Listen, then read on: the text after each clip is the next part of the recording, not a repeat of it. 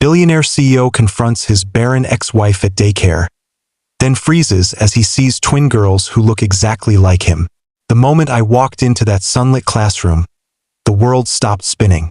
I was only supposed to drop off a check, 20 minutes, sign the donation, and leave.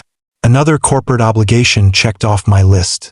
Then I saw her, Victoria, my ex-wife, standing across the room, the color draining from her face as our eyes locked for the first time in 7 years. But it wasn't seeing her that knocked the breath from my lungs. It was the two little girls clutching her hands. Identical. Twins with my eyes, my jawline, even the way they tilted their heads slightly when curious. My heart slammed against my ribs as one simple, impossible thought crashed through my mind. How could the woman doctor said would never bear children be standing here with daughters who looked exactly like me? You don't build an empire worth billions by dwelling on the past. Adrian Reynolds learned this principle at 28 and perfected it by 43. His corner office on the 70th floor overlooked the Manhattan skyline, a kingdom he'd shaped through relentless focus and calculated detachment. Adrian checked his watch, 7:15 a.m. The familiar weight of the Swiss timepiece against his wrist anchored him to the present. No memories allowed, only forward motion. Mr. Reynolds, your 10 o'clock was pushed to 11:30. Jessica appeared in his doorway, tablet in hand. And the Tokyo team needs your sign-off on the Nakamura acquisition. Send it now. Adrian didn't look up from his laptop, the blue light reflecting in his steel-gray eyes. Next, the quarterly donation report. She placed a folder before him. The foundation is supporting 5 new projects, including an early childhood center at Bright Futures Daycare. His fingers paused over the keyboard. A muscle twitched in his jaw. Fine. Schedule the usual photo op. Actually, Jessica hesitated. An unusual break in her efficiency. They've requested no press. They prefer authenticity over publicity. Adrian signed without reading, an elegant scrawl releasing 7 figures with less thought than ordering lunch. Smart woman. Next item. The board thinks a personal visit might be valuable. Community engagement metrics are down. Adrian's chest tightened. He didn't do field trips, especially not to daycares filled with everything that reminded him of futures he'd abandoned. Send Mitchell. He's in Singapore until next week. Adrian stared at the fog embracing the skyline, cool gray wisping around steel and glass. Fine. 20 minutes. No cameras. Tuesday morning. Jessica left silently, the door clicking shut behind her. When she was gone, Adrian's eyes drifted to the single personal item on his otherwise sterile desk. A small black lacquer box. Inside, a platinum wedding band engraved with a single word, always. He never opened it. He didn't need to. That evening, bourbon in hand, he stood before the glass wall of his penthouse. Behind him, in the West Wing, sat an elegant baby grand piano shrouded in white silk. 7 years of dust settled on its cover. His reflection stared back from the window, impeccable in his tailored suit, silver at his temples, eyes that revealed nothing while the city lights winked below like stars that had fallen to earth. Bright Futures Daycare occupied a converted Georgian mansion in Brighton Heights, its yellow facade a cheerful defiance against the surrounding corporate towers. Adrian's driver pulled to the curb precisely at 10 a.m. on Tuesday. The knot in his stomach tightened as he straightened his navy tie. Wait here. 20 minutes. The entrance chimed softly as he pushed through the door. The scent hit him first. Crayons, lavender, and something warm like cinnamon. Children's laughter echoed from somewhere deeper in the building. His pulse quickened. A receptionist looked up. Can I help you? Adrian Reynolds. The foundation grant. Recognition flickered across her face. Oh, Miss Taylor is expecting you. She's in the sunflower room. Taylor Star. His mouth went dry. Victoria had reverted to her maiden name after the divorce. He'd seen it on the papers his lawyers had prepared but hadn't spoken it aloud in 7 years. Victoria Taylor? His voice remained steady despite the sudden thunder of his heart. Yes, just follow the hallway. You'll hear them before you see them. Adrian moved forward, each step precise despite the tremor in his hands. Sunlight spilled through stained glass onto polished floors.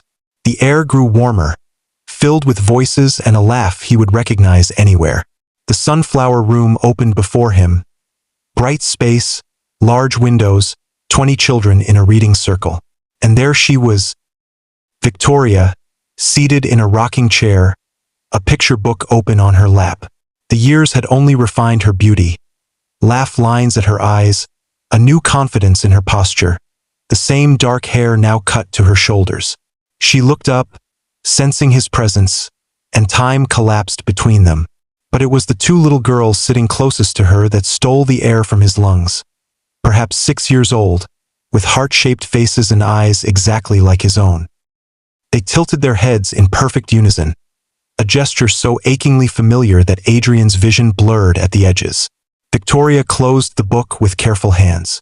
"Mr. Reynolds," she said, her voice betraying nothing. "Children, this is a visitor who helps support our school. Can we show him our welcome song?" 20 voices launched into a practice greeting, but Adrian heard nothing. He could only stare at the twins, their small faces mirrors of his own, right down to the furrow between their brows. One of the girls studied his hands as he signed paperwork, moving closer while Victoria explained the education program to other parents. "Your fingers are long," she observed quietly. "Like mine." She held up her small hand for comparison, and Adrian found himself automatically mirroring the gesture. The similarity was undeniable. The same long fingers, the same slightly crooked pinky on the right hand. "Yes," he managed. "They are." Victoria appeared then, gently guiding the girl back. "Emma, why don't you show Mr. Reynolds how well you can write your name?" Emma nodded solemnly and returned to a small table, carefully forming each letter with the same focused precision Adrian brought to million-dollar contracts. "Miss Taylor, could I speak with you privately before I leave?" His tone gave nothing away as the children filed out for lunch. Victoria's office was small but warm, bookshelves filled with children's literature, a desk with framed photos, a window overlooking a courtyard where the children now played. So different from his sterile workspace, yet so familiar. It evoked their first apartment, where Victoria had filled every corner with life. The door closed with a soft click, and 7 years of silence stretched between them. "Their names are Emma and Olivia," Victoria said, her arms crossed protectively. "And before you ask, yes, they're yours. Biologically." "How?" The words scraped his throat like broken glass. "Our last round of IVF. The embryos we froze before you decided our marriage wasn't worth fighting for." Adrian's legs threatened to give way. "You used our embryos without telling me?" "I used my embryos after you walked out and made it clear children weren't part of your vision." Her voice was steel wrapped in silk. "You signed away all rights in the divorce settlement. Your lawyer was very thorough. I never saw anything about embryos." Page 17, Section 4, Paragraph 2. "All reproductive materials become sole property of Victoria Reynolds. You were too busy building your empire to read the fine print." The room seemed to tilt beneath Adrian's feet. Through the window, he could see the twins sharing a sandwich, their heads bent together in identical concentration. "Do they know about me? They know their biological father wasn't ready to be a parent. They know I wanted them more than anything in the world." Victoria's voice softened slightly. "They're not your responsibility, Adrian. You made your choice 7 years ago." Relief and disappointment waged war in his chest. His blood, his daughters, but strangers to him. "I should go," he said. Victoria nodded once. "Yes, you should." But as he turned to leave, the twins appeared in the doorway, clutching matching drawings.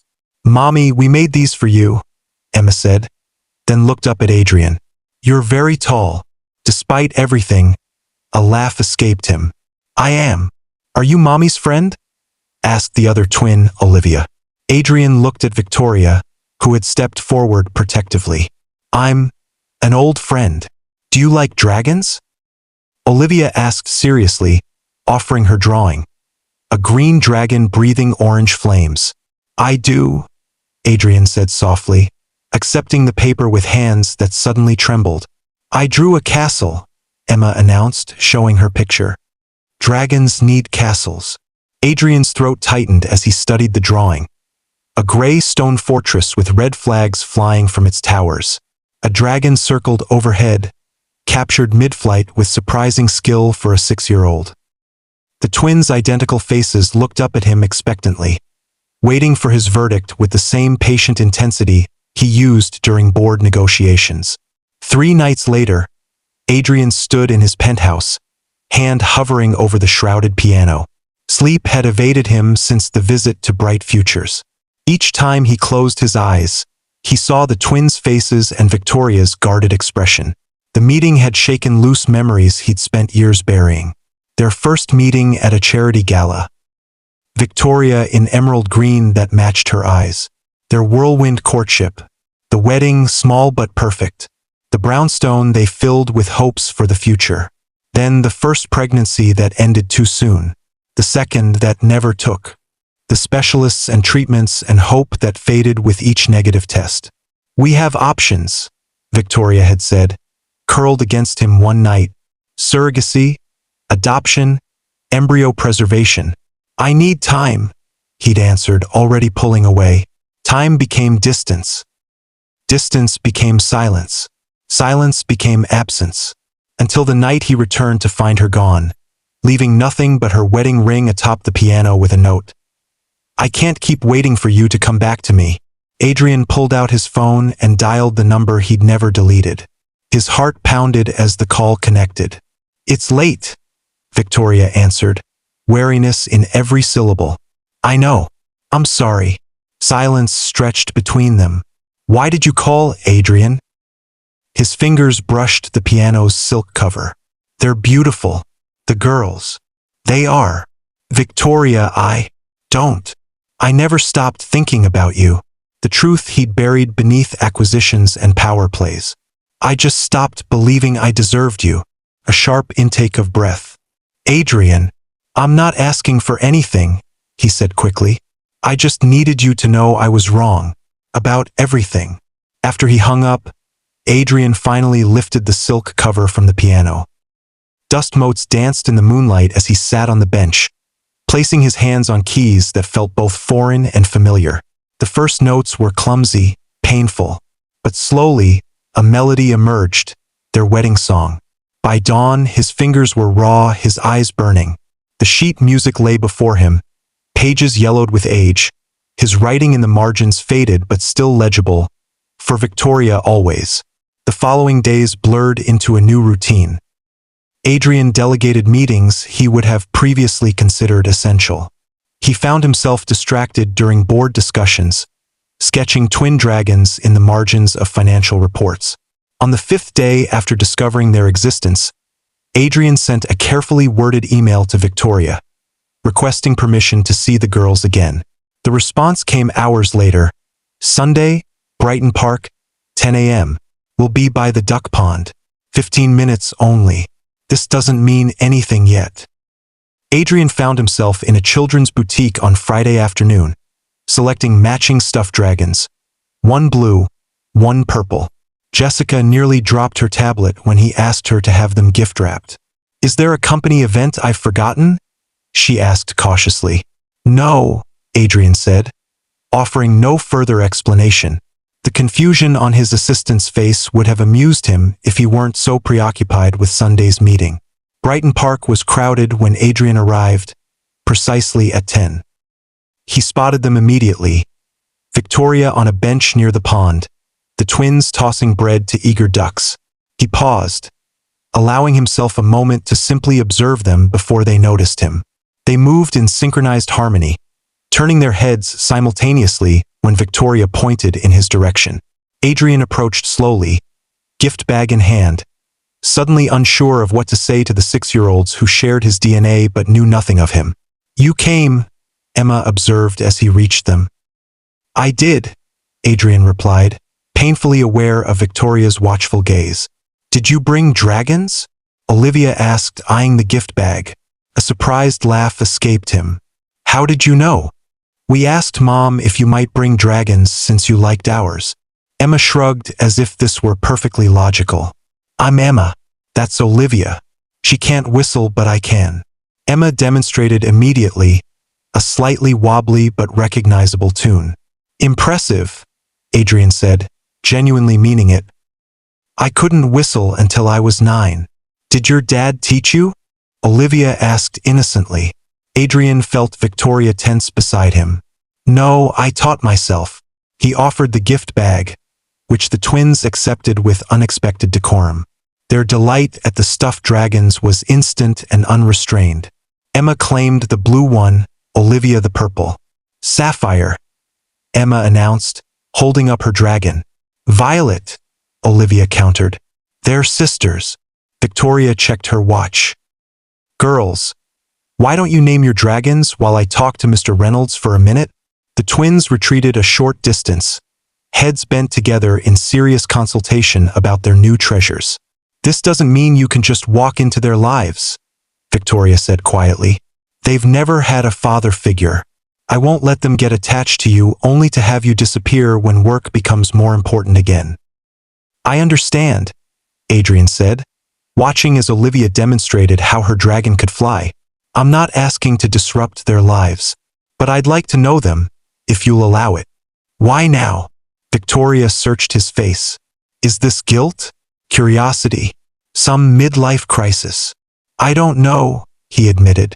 Maybe all of those things. Or maybe seeing them made me realize what I've been running from all these years.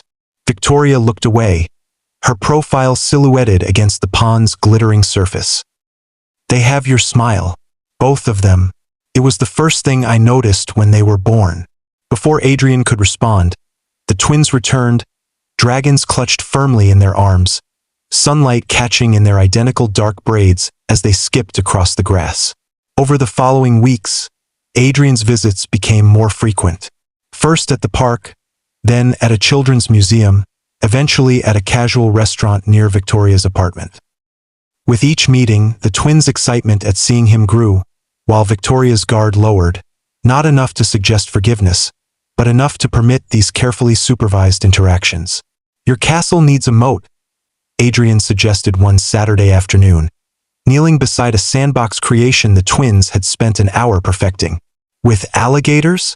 Emma asked, already digging a trench around their structure. Definitely alligators, he confirmed, helping Olivia position tiny plastic dragons along the castle walls. Victoria watched from a nearby bench, sunglasses hiding her eyes but not the slight curve of her lips. The autumn breeze carried the scent of coffee from her cup and the distant sound of a saxophone from a street performer. You're different with them, she observed later as they walked behind the girls. I've never seen you this present.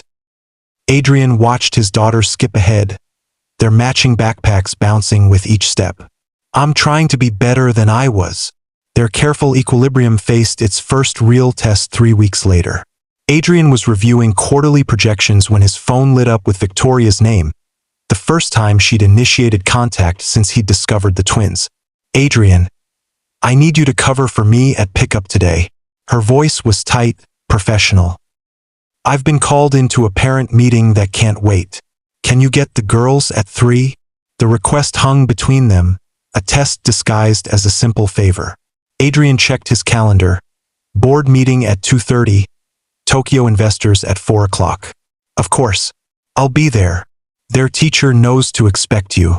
Just show ID at the front desk. One call to Jessica rearranged his afternoon. Adrian arrived at Bright Futures at 2:55, feeling strangely nervous. Like a first-time parent rather than a CEO who negotiated billion-dollar deals without breaking a sweat. Mr. Reynolds. The receptionist greeted him with surprise. Miss Taylor called.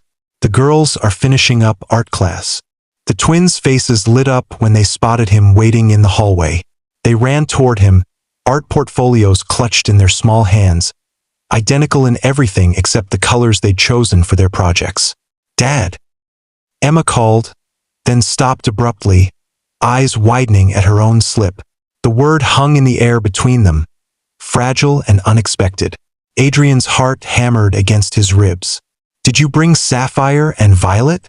Olivia asked, smoothly covering her sister's momentary confusion.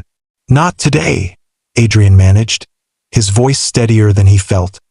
But how about ice cream on the way home? Later that evening, after the twins were occupied with a movie, Adrian found Victoria in the kitchen, sorting through mail.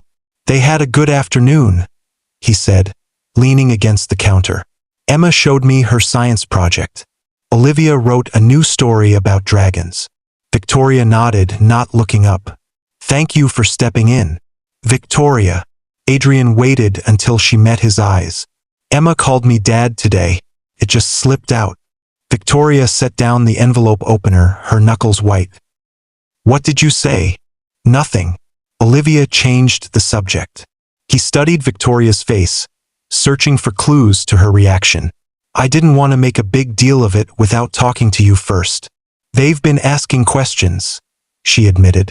About you, about us, about why their father is suddenly in their lives. What have you told them? The truth, that you're their biological father, that grown-ups sometimes make complicated decisions.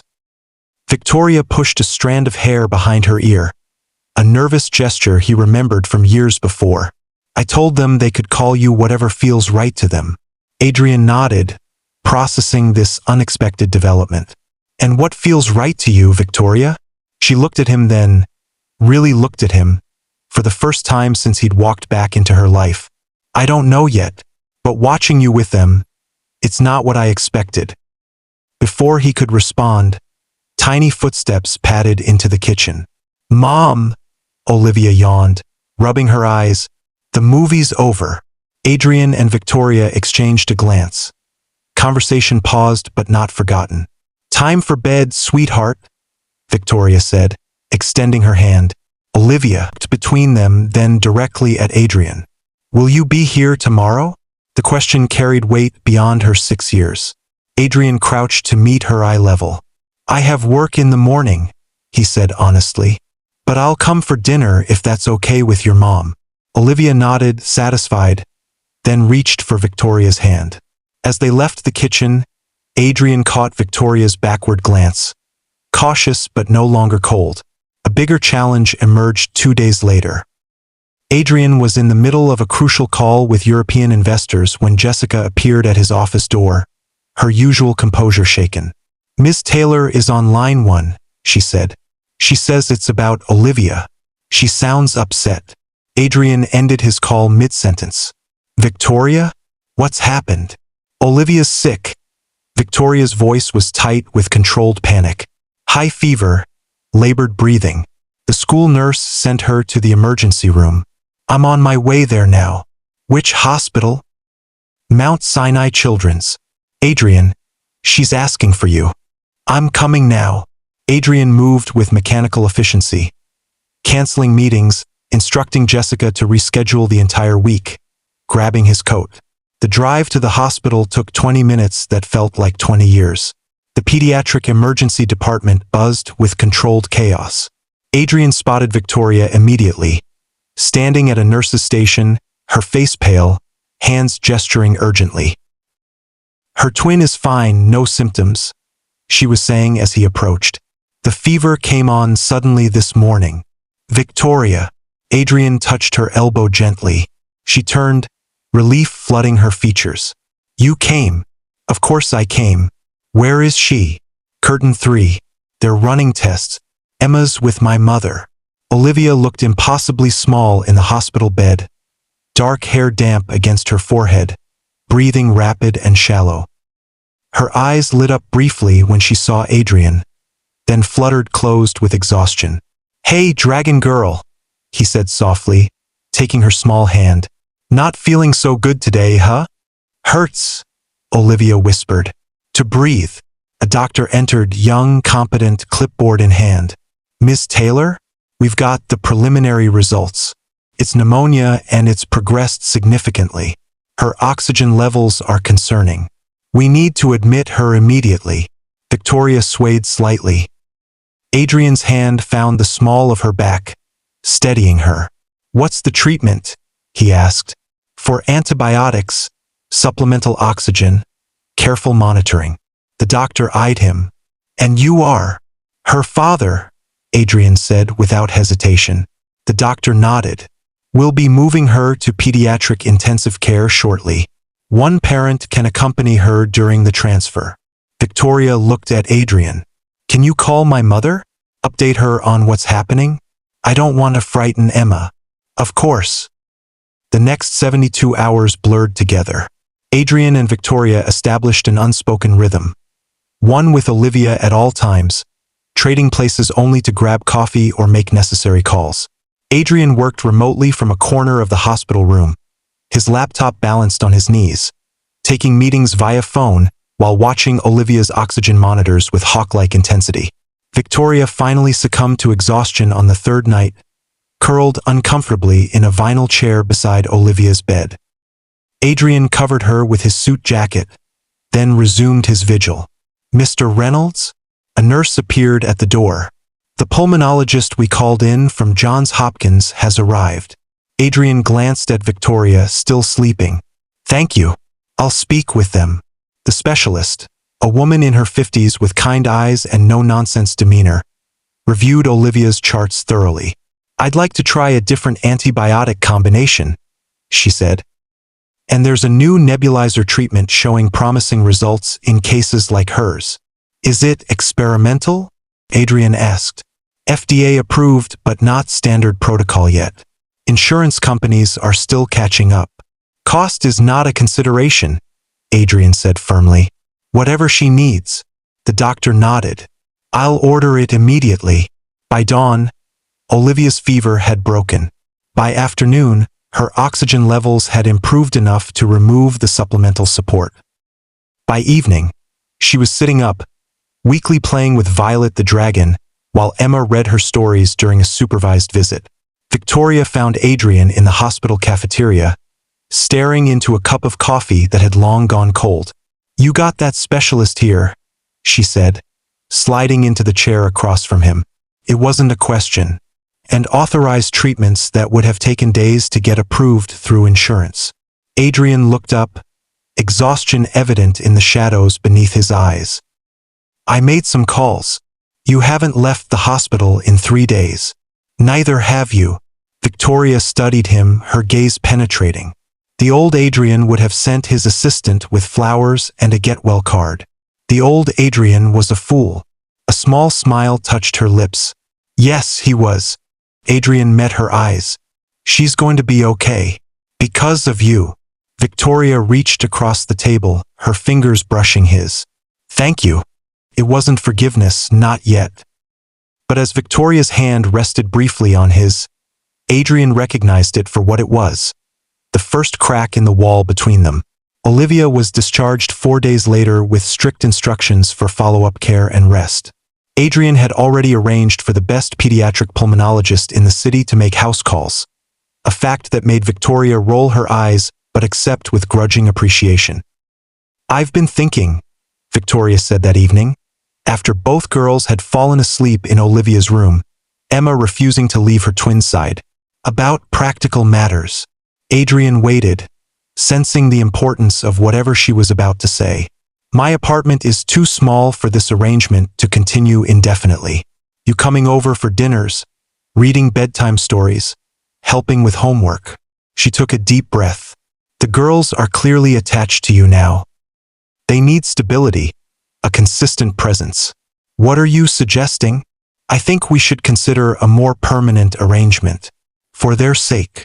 Victoria's eyes met his directly. A shared home, separate bedrooms for us, but a unified household for them. Adrian stared at her, stunned by the proposal. Are you sure? Not entirely, she admitted with a small smile. But the girls need both of us. They've made that clear. This seems like the logical next step. And us? He asked carefully. Where do we stand? Victoria's fingers wrapped around her teacup. I don't know yet. I'm not ready to just forget everything that happened. But I'm willing to see where this goes, for all of us. It wasn't a declaration of love renewed. It wasn't forgiveness complete. But as Victoria outlined her practical proposal for co-parenting under one roof, Adrian recognized it for what it was. A second chance he never thought he'd get and wasn't sure he deserved. "I think it could work," he said finally, "if we're both committed to making it work." "I am if you are." The weeks that followed tested that commitment in unexpected ways. Finding a suitable home proved challenging. Adrian wanted security and space. Victoria insisted on a family neighborhood with good schools. They eventually compromised on a brownstone in a quiet area, with a small garden for the girls and enough room for privacy. Moving day brought chaos that Adrian found both foreign and exhilarating. The twins ran from room to room, claiming spaces and rearranging furniture with the confidence of seasoned designers. "This goes here," Emma declared, pointing to where Adrian should place a bookshelf. "The dragons need a special shelf," Olivia added, supervising the arrangement of their growing collection. Victoria appeared in the doorway, a box labeled kitchen in her arms. "Stop bossing your father around and help unpack your clothes. Your father star." The words fell from her lips naturally now, without the hesitation that had marked earlier weeks. The twins scampered off, leaving Adrian and Victoria alone. "Second thoughts?" he asked, noting the fatigue in her eyes. "About the move?" "No." Victoria set down the box. "About letting the girls get so attached so quickly?" "Sometimes." "I'm not going anywhere, Victoria." She looked at him then, really looked at him. "I believe you. That's what scares me." Adrian found himself changing in ways he'd never anticipated. His phone stayed in his pocket during family dinners. Board meetings were scheduled around school events. He learned to make passable spaghetti, to braid hair, to kiss scrapes and bandage knees. "Mr. Reynolds, the Singapore investors are concerned about your reduced availability," Jessica informed him one morning. "Schedule a video conference during their morning hours," Adrian replied, packing lunchboxes with the precision he once reserved for corporate takeovers. "And move the quarterly review to Thursday. Wednesday is the twins' science fair." Jessica's eyebrow raised slightly, but she nodded. "Your priorities have certainly shifted." "They've clarified," Adrian corrected. "There's a difference." At home, Victoria watched his transformation with cautious optimism. The wall between their bedrooms remained, but other barriers slowly dissolved. They found themselves lingering over coffee after the twins left for school, sharing stories from the years they'd spent apart, rediscovering the friendship that had been the foundation of their relationship. "I kept it," Victoria admitted one evening, after the twins had gone to bed. She disappeared into her bedroom and returned with a small velvet pouch. Inside was Adrian's wedding band, the match to the one he kept in the black lacquer box on his desk. "All this time?" he asked softly. Victoria nodded. "I told myself it was because platinum is valuable. But that wasn't really why." Before he could respond, a small voice called from upstairs. "Mom! Dad! Emma won't share the bathroom." The moment shattered as they rushed to referee another twin dispute. The conversation remained unfinished, the revelation hanging between them as they fell into the rhythm of parenting. But something had shifted, a step closer to whatever they were becoming together. 6 months into their co-parenting arrangement, Adrian realized something profound had changed. The brownstone no longer felt like Victoria's home where he also lived. It had become their home, filled with new memories layered atop the rekindled friendship they'd been carefully nurturing. The twins flourished under the stability of having both parents present. Their matching personalities diverged in interesting ways, Emma gravitating toward science and mathematics, Olivia toward art and storytelling, yet both maintaining the special bond only twins can understand. "Dad, can you help me with my robot?" Emma asked one Saturday morning, dragging Adrian away from his coffee and the financial report he'd been reviewing. "Dad, look at my dragon story," Olivia called simultaneously, waving illustrated pages. These moments of being needed filled something in Adrian he hadn't realized was empty. The drive that had pushed him to build a billion-dollar company had been redirected toward building something far more valuable, a family. Victoria observed this transformation with growing warmth. The cautious distance she'd maintained began to shrink as weeks passed into months. They moved from polite co-parents to comfortable companions to something that increasingly resembled their earlier relationship. Before grief and ambition had torn them apart. "You're staring," Victoria commented one evening, catching Adrian watching her as she reviewed the twins' homework at the kitchen island. "Just thinking," he replied, not looking away. "Dangerous," she teased, an echo of their past. "About how much I missed. With the girls. With you." His honesty surprised them both. Victoria set down her pen. "We can't get those years back, Adrian. I know. But maybe we can make the ones ahead count more." She studied him, lamplight catching in her hair, turning it to dark amber. "Maybe we can." Their careful dance toward reconciliation took another step forward during the twins' birthday celebration. The party had been everything 7-year-olds could dream of. Dragon-themed, of course, with an elaborate cake and carefully selected gifts. After the last guest had left and the twins had finally succumbed to exhaustion, Adrian found Victoria on the back patio, a glass of wine in hand, gazing at the stars. "Successful mission accomplished," he said, sitting beside her on the swing they'd installed that spring. "Until next year, when they'll probably want something completely different than dragons." She smiled, moonlight silvering her profile. "I've been thinking," Adrian began, echoing her words from months earlier. "Dangerous," Victoria replied automatically, then laughed at their private joke. "About us," he continued. "About what we're doing here." Victoria's smile faded slightly. "Adrian, just listen, please." He took a deep breath. 7 years ago, I made the biggest mistake of my life. I let fear drive me away from what mattered most. I built an empire of glass and steel, but it was empty." He reached for her hand, relieved when she didn't pull away. "These past months with you and the girls have taught me more about success than 20 years in business ever did. Real success isn't measured in dollars or acquisitions. It's measured in moments. Emma solving her robot, Olivia writing her stories. You letting me back into your life despite every reason not to." Victoria's fingers tightened around his. "Adrian, I'm not asking for promises," he said quickly. "I know we have a long way to go, but I want you to know that I'm in this.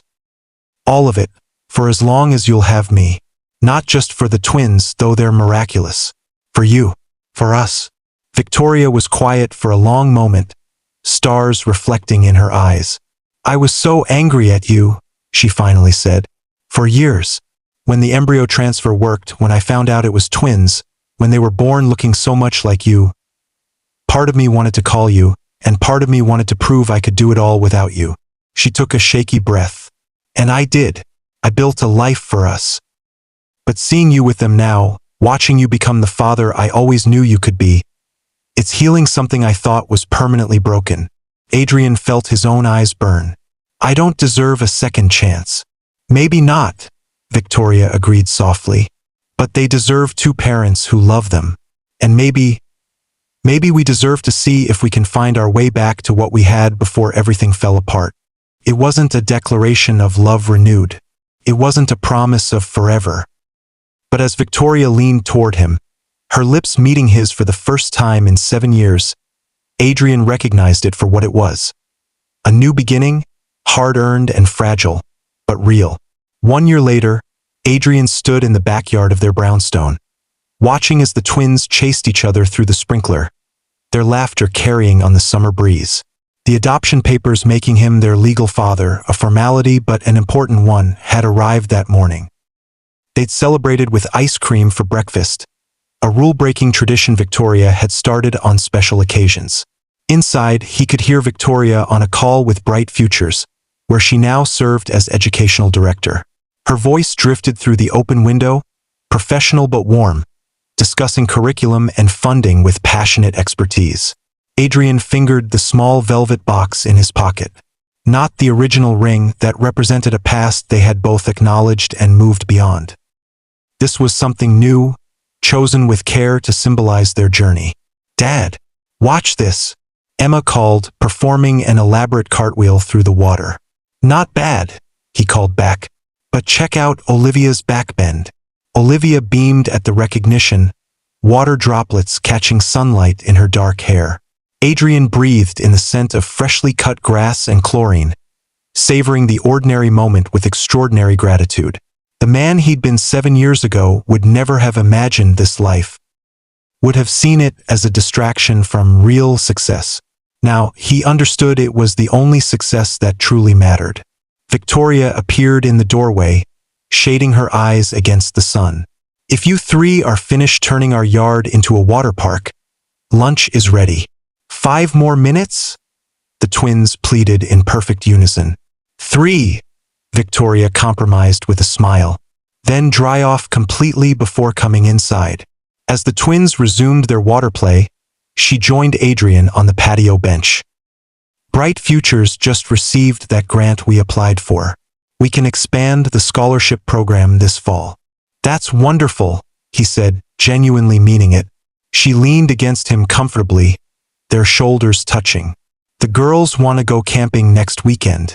Think you can survive without Wi-Fi for 2 days? For them, I'd survive without oxygen. He turned to look at her, this woman who had given him a second chance he'd never imagined possible. For you too. Victoria's smile softened. You've come a long way from the man who couldn't leave his office for dinner. I had excellent motivation. Adrian took her hand, the gesture now familiar and right. Victoria. Mom. Dad. Look. Olivia's excited voice interrupted whatever he had been about to say. Both twins stood side by side, executing perfect synchronized cartwheels through the sprinkler, water droplets spinning around them like liquid diamonds. Adrian and Victoria applauded from the bench, their fingers still intertwined, watching their daughters shine in the summer sun. The ring would wait. This moment, watching their daughters shine, Victoria's hand in his, the life they'd rebuilt together, was perfect exactly as it was. Later that evening, after the twins had gone to bed, Adrian and Victoria sat on the porch swing, a comfortable silence between them. Fireflies blinked in the gathering dusk, nature's own constellation against the city backdrop. They're asleep, Victoria said, returning from tucking in the twins. Finally, they're still excited about the camping trip. I ordered everything on your list, Adrian replied. Tent, sleeping bags, industrial-strength bug spray. Victoria laughed softly. You know we could have rented equipment for your first camping experience. I prefer to be prepared. She studied him in the fading light. You always did like to plan for every contingency, except the most important ones. The words might have stung once, but now they carried a gentleness that spoke of wounds healing rather than fresh pain. I'm learning, he said. Some things can't be controlled or planned for. Like twin girls who look exactly like me showing up in my life when I least expected it. Or falling back in love with the man who broke your heart, Victoria added quietly. Adrian's breath caught. They hadn't used that word yet. Love asterisk, though it had been growing between them for months, undeniable as the seasons changing. Is that what's happening? He asked carefully. Victoria reached for his hand. I think it happened a while ago. I just wasn't ready to admit it. Adrian pulled the velvet box from his pocket, opening it to reveal a platinum band set with tiny sapphires, their deep blue catching the last light of dusk. I had a whole speech planned, he said, about second chances and how some things are worth fighting for, about how differently I see the world now because of you and the girls. And Victoria's eyes shimmered with unshed tears. And I realized all those words don't matter as much as these few. I love you, Victoria. I never stopped. I just lost my way for a while. She touched the ring gently. Is this a proposal? It's whatever you want it to be. Promise. A new beginning. Or just a beautiful piece of jewelry. Victoria smiled through her tears. Ask me properly, Adrian Reynolds. He slid from the swing to one knee, still holding her hand. Victoria Taylor, will you marry me? Again, but better this time. Yes, she whispered. Again, but better. As he slipped the ring onto her finger, the porch light flickered on. Two small figures appeared in the doorway, identical faces peering through the screen door. "Is Mom crying?"